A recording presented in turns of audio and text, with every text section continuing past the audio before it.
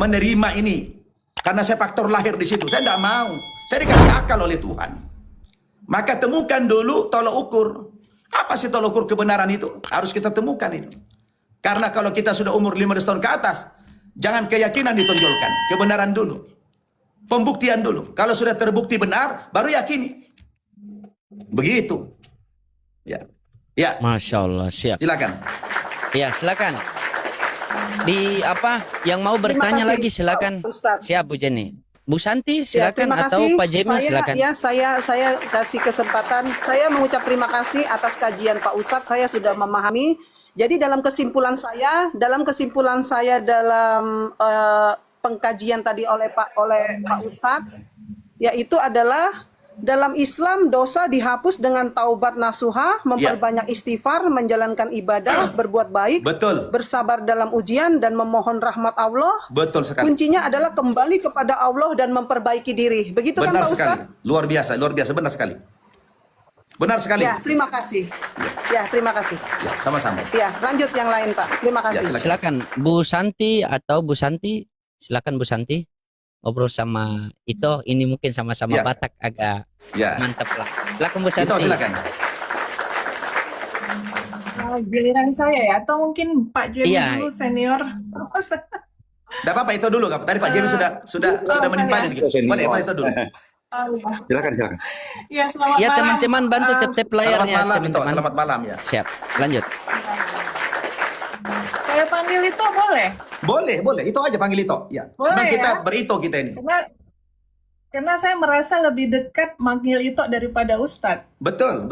Gitu. Saya lebih suka dipanggil Ya. itu saya. Silakan Iya, itu, silakan. Iya, makasih. Terima kasih Ito untuk ini pertemuan kita kedua ya Ito ya.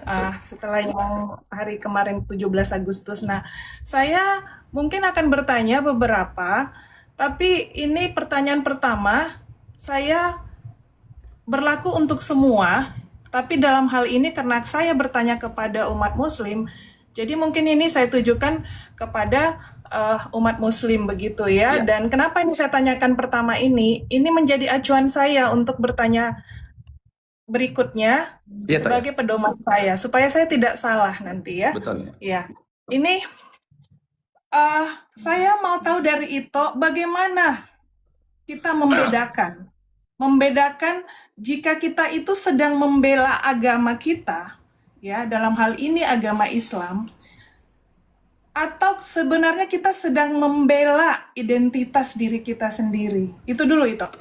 Iya. Jadi di dalam Islam itu kata-kata membela atau menolong itu banyak muncul di dalam Al-Quran. Misalnya, ya ayyuhalladzina amanu in tansurullaha yansurkum wa yuthabbit aqdamakum. Wahai orang-orang yang beriman, jika kamu bela Allah. Nah, pertanyaannya, apakah Allah butuh dibela? Apakah Allah butuh ditolong? Pemahamannya jangan harfiah. Menolong Allah artinya menolong agamanya dalam bentuk mensyiarkan agamanya, menyebarluaskan agamanya, menyampaikan agamanya kepada orang yang belum beragama, atau kepada orang yang sudah beragama tapi belum benar agamanya. Itulah makna menolong atau membela.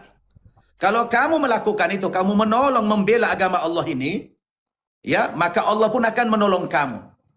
Wa yuthabbit aqdamakum, dan akan meneguhkan pendirian kamu. Akan diberikan kamu rahmat, diberikan kamu jalan keluar, diberikan kamu macam-macam rezeki oleh Allah. Jadi kalau kita membela di sini, dalam pengertiannya adalah menyebarluaskan, menginformasikan, menyampaikan. Itulah makna membela. Ya.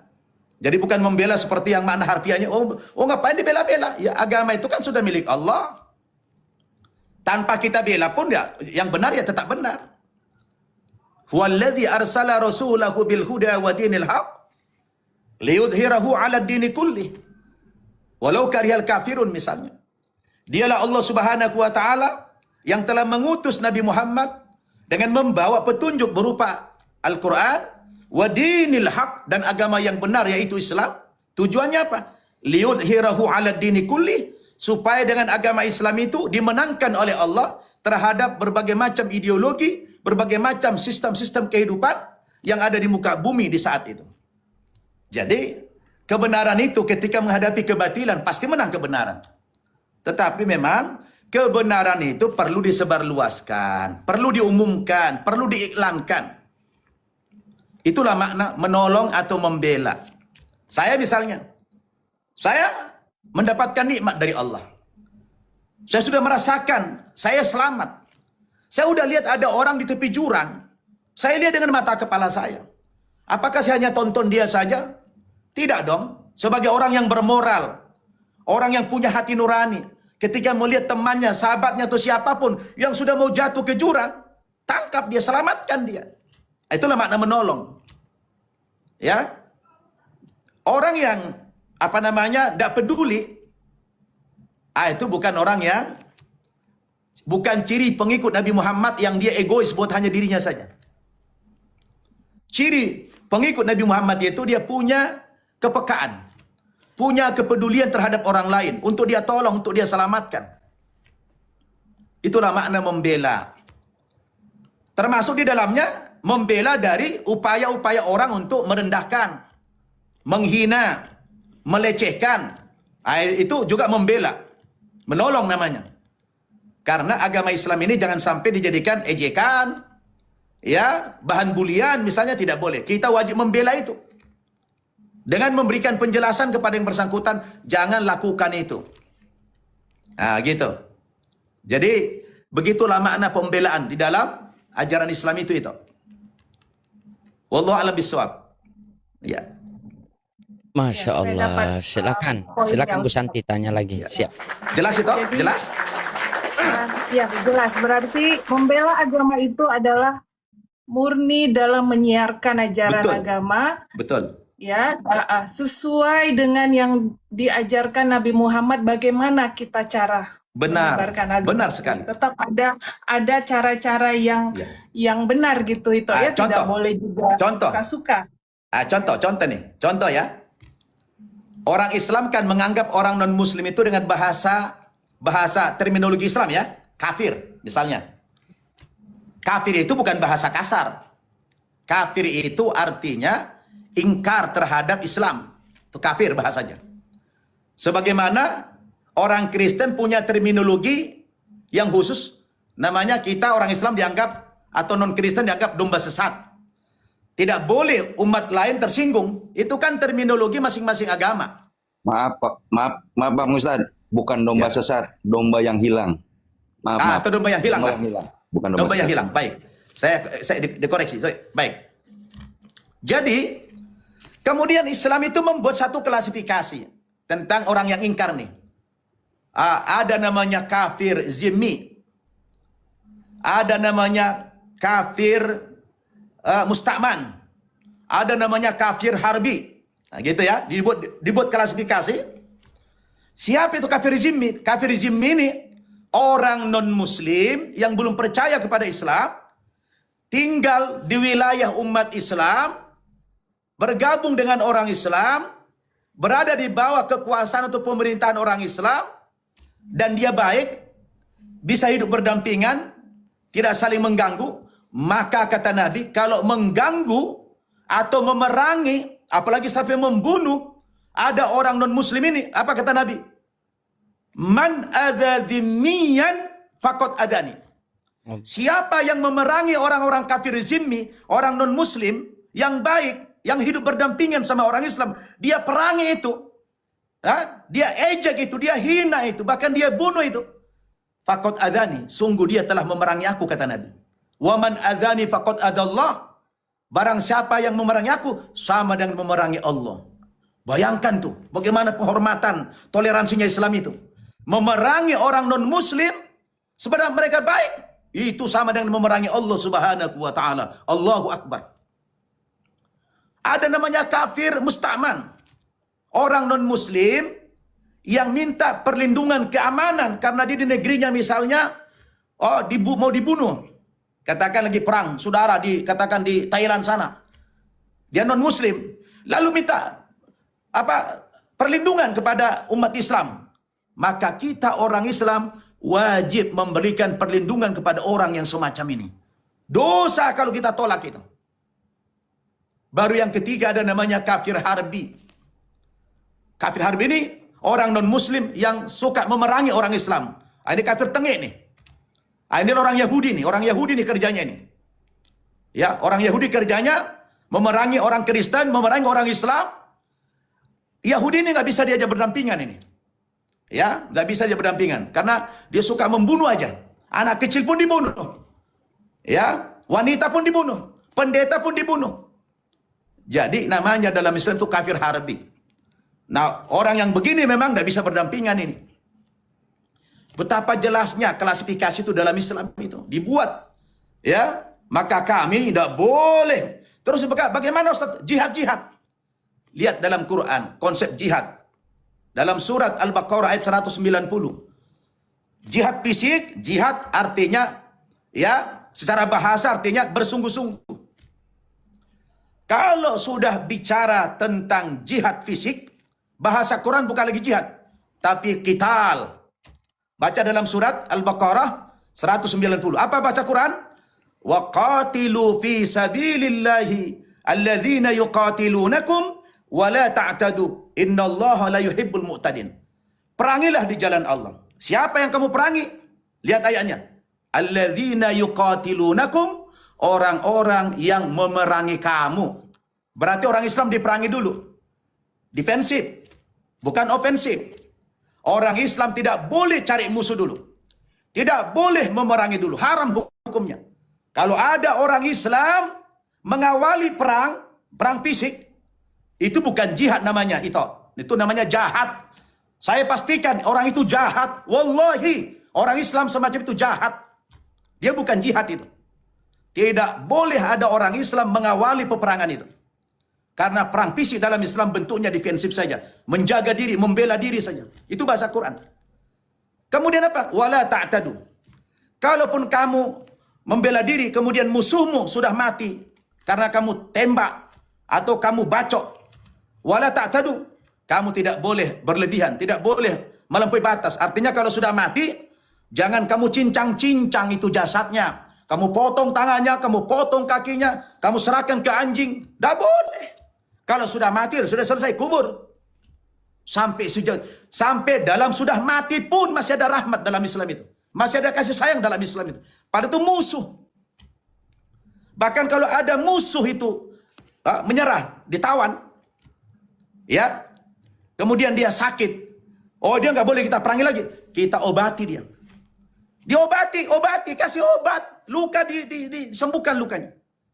Kemudian kalau dia mau pengen perang lagi, pergi sana. Mau perang lagi, bayangin, baru diobati, merangi lagi. Subhanallah, ajaran Islam luar biasa itu. Innallaha la yuhibbul mu'tadin. Allah itu tidak suka kepada orang Islam yang berlebihan. Jadi itulah itu, Islam itu membuat satu klasifikasi.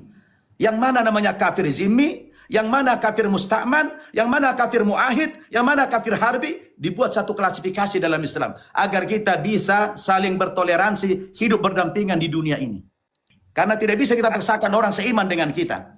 Walau syaa rabbuka la amana man fil ardi kulluhum jami'an afa anta tukrihun nasa hatta yakunu mu'minin. Kalau Tuhanmu mau, bisa saja semua umat manusia dijadikan satu agama, satu keimanan. Tapi Allah tidak pengen seperti itu. Karena Allah menghormati perbedaan. Allah memberikan kemerdekaan kepada manusia untuk menentukan keyakinan masing-masing. Yang penting Tuhan sudah tunjukkan, turunkan pedoman hidup. Yang mengikuti silakan. Kata Allah apa? Wa qulil haqqu mir rabbikum faman syaa'a falyu'min wa man syaa'a falyakfur. Katakan ya Muhammad, kebenaran datang dari Tuhanmu. Siapa yang mau beriman, silakan dia beriman. Siapa yang mau kafir, silakan dia ingkar. Kembali kepada manusianya. La ikraha fid din. Tidak ada paksaan dalam beragama. Begitu indahnya ajaran Islam, diatur seluas-luasnya. Maka agama itu harus universal. Harus universal. Harus membahas semua kehidupan manusia ini. Maka Al-Quran satu-satunya kitab suci yang bisa membahas itu. Ya. Jelas itu? Jelas sekali, Tok. Ini Itu sudah Kalau menyambung untuk pertanyaan saya kedua. Sudah nyambung malahan. Luar biasa belum ditanya. Ustaz Ababan, Bisa saya Masya Allah. diberikan- Allah ada kontak batin. Bisa saya diberikan untuk pertanyaan kedua karena Boleh. sudah itu sambungkan Boleh, tanpa boleh, saya silakan. beritahu dulu. Sebelum itu, Mas- Itu udah bisa Allah. membaca Boleh saya. Boleh, silakan. Ito. Silakan. Sebelum itu saya boleh namang dulu Ito Santi. Izin Dan Ustaz Ababan. saya bersaksi di sini. Izin, Ustaz. Oh iya. Bang Loding, hari ini teman saya buka restoran. Nama restorannya ini Ayam Lunak Panglima. Saya diundang makan. Ada menu Oh, Masya spesial. Mohon Allah. didoakan biar rame ya. Amin, amin, amin, amin. Siap. Ustaz, Selalu doakan biar amin. Itu boleh gak di-WA-kan tuh makanannya, di-WA-kan? Boleh. Nanti kirim alamat. Saya kirim Mana semua. itu Pak Dery? Lokasi. Share lokasi. Di kota wisata. Oh, mantap, Masya Allah. Insya Allah kita datang sana. Lanjut insya Allah. Lanjut. Siap. Silakan Pak Jimmy. Apa tadi Pak Jimmy mau sampaikan? 26 Lanjut, Ustaz. Dok. Dan kalau boleh, yang dikatakan, saya mau mempertegas, mau memberi kesaksian mengenai yang dikatakan oleh Ustadz Nababan. Saya ini baru pertama kali bertemu dengan Ustadz Nababan ya. Subhanallah. Tapi saya Masya sering Allah. masuk ke komal-komal muslim. Dan terutama kalau abang lihat betapa kerasnya Bang Loding. Tapi tidak pernah seumur hidupnya dia menghina saya, mengganggu saya. Malah sering membela-bela dari teman-teman muslim yang maaf ilmunya gak kurang, dia selalu membela salah satunya. Atau saya kalau misalkan ke rumah Muhammad Hanafi, ada teman-teman muslim yang mengganggu saya sebagai seorang kafir ya. Istilahnya kan karena saya Kristen kan dianggap kafir kan, no problem kan. Dan mama yang ada di situ itu serta merta akan membela saya mati-matian. Saya cukup ketawa-ketawa aja dalam hati dan mereka go out. Jadi ini kesaksian saya dan bisa dibuktikan. Walaupun memang harus diakui ada beberapa teman-teman muslim yang oknum lah yang memang suka ngajak ribut gitu kan. Tapi Bang Loding, teman-teman yang lain memang betul melindungi saya. Bunda Vera nggak pernah ya? Bunda Pak Vera Jimmy, mah noise, Bun. kita kan CS. Betul. Pak Jimmy. Silakan lanjut. Bang Loding, saya jelaskan dulu. Pak Jimmy tadi luar biasa. Siap. Pak Jimmy, dalam Islam, haram hukumnya ketika kita ta'amul, berhubungan Muslim dengan Kristen, langsung begini seperti, kita bilang, kafir. Haram hukumnya dalam Islam itu. Tidak boleh. Tidak boleh dalam Islam itu. Ya, haram hukumnya. Itu kajian-kajian akidah, kajian-kajian ilmu, kajian-kajian keyakinan saja di Quran. Maka kalau kita sudah bicara mengajak bahasanya bukan ya ahlul kafir, enggak begitu. Ya ahlal kitab, wahai ahli kitab. Kan santun bahasa Quran. Maka kalau ada orang Islam bilang, kafir, itu menunjukkan kebodohannya itu. Dia tidak paham agamanya. Islam mengharamkan itu, tidak boleh. Tidak boleh mengatakan, kafir, tidak boleh. Ya, itu bertentangan dengan nilai-nilai Islam. Bertentangan dengan Al-Quran. Bertentangan dengan akhlak Rasulullah. Tidak boleh itu. Itu dalam kajian-kajian akidah saja. Di masjid kita boleh.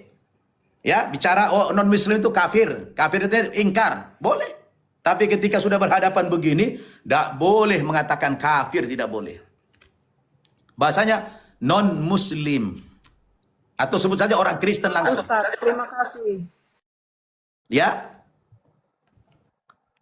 Ya, Bu Jenny. Ya, terima kasih Bu Jenny. Ya. Silakan. Tadi itu mau lanjut pertanyaan kedua boleh itu. Silakan. Ini pertanyaan tentang Nabi Muhammad. Jadi sebelum saya ke pertanyaan, narasi saya sedikit dulu ya itu ya. Ya. Saya sudah membaca sedikit banyak perjalanan hidup Nabi Muhammad. Jadi buat teman-teman Kristen, karena banyak juga yang kritik saya itu. Benar kata itu. Pertanyaan yang kita berikan itu menunjukkan kualitas diri kita. Jika kita bertanya hanya untuk menyerang sosoknya, itulah kualitas diri kita. Tapi kalau kita mau bertanya tentang apa yang dia lakukan selama hidupnya, itu sangat membantu kita dalam hidup kita. Walaupun kita bukan umat Muslim. Di sini saya meneladani ajaran Nabi Muhammad. Subhanallah. Yang saya nanti akan implementasikan kepada cara kita di sini berapologet gitu itu. Nabi Muhammad itu punya sifat sabar yang luar biasa. Itu satu yang saya teladani bagaimana dia senang mengasingkan diri, merenung di Gua Hira, ya itu ya, Ya, di betul. Gua Hira Betul. sebelum dia mendapat wahyu di Gunung Nur, Jabal Nur, Jabal Jabal Nur Nur. ya, kalau Ya. tidak Jabal Nur, ya. Itu saya sangat senang karena saya pun sedang melakukan belajar seperti itu supaya saya paham kebenaran itu seperti apa, harus merenung di tempat yang tenang. Dan Nabi Muhammad telah mencontohkan itu kepada semua manusia. Betul. Lalu berikutnya sifat kepemimpinan. Saya baru sadar ternyata Nabi Muhammad punya ilmu itu, di mana kita bisa terapkan dalam hidup kita sehari-hari dalam berusaha ataupun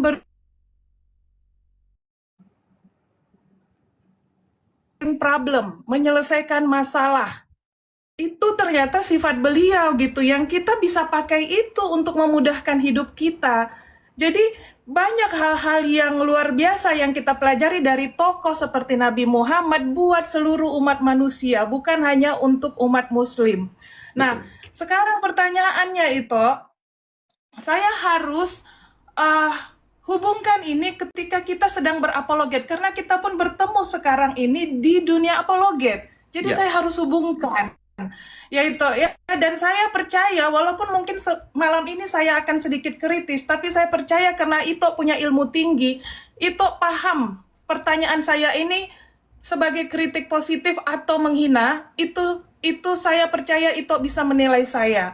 Sekarang saya melihat berapologet karena ini untuk saya diberi kesempatan bertanya kepada umat muslim, banyak yang melanggar cara berapologet seperti tadi Ito bilang dalam membela agama untuk menyiarkan ajaran Islam, itu menyimpang dari ajaran Nabi Muhammad. Betul.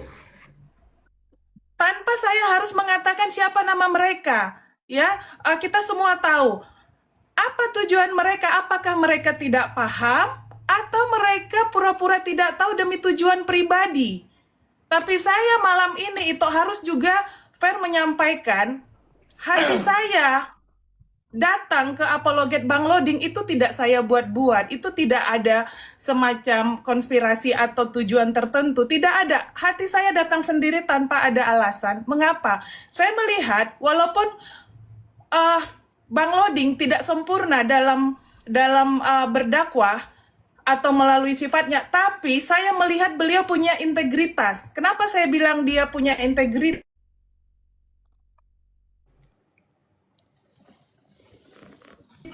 Ketika di konflik supaya bisa memancing viewers tinggi, mereka membiarkan itu terjadi.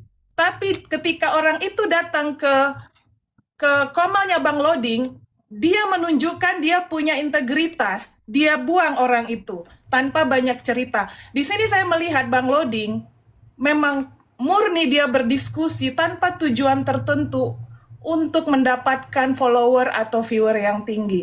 Jadi saya tidak merasa sia-sia untuk mau tetap setia masuk hanya di komalnya Bang Loding, dan dia terpilih menjadi apologet terbaik untuk tahun itu semua karena kuasa Tuhan, bukan karena dibuat-buat oleh manusia. Nah, sekarang saya mau minta penjelasan sama Ustadz, bagaimana melihat para apologet sekarang yang sangat barbar dan tidak punya etika, yang melanggar ajaran-ajaran Nabi Muhammad, di mana kita harus belajar sabar dan menanggapi hujatan selama itu tidak fatal, Ustadz.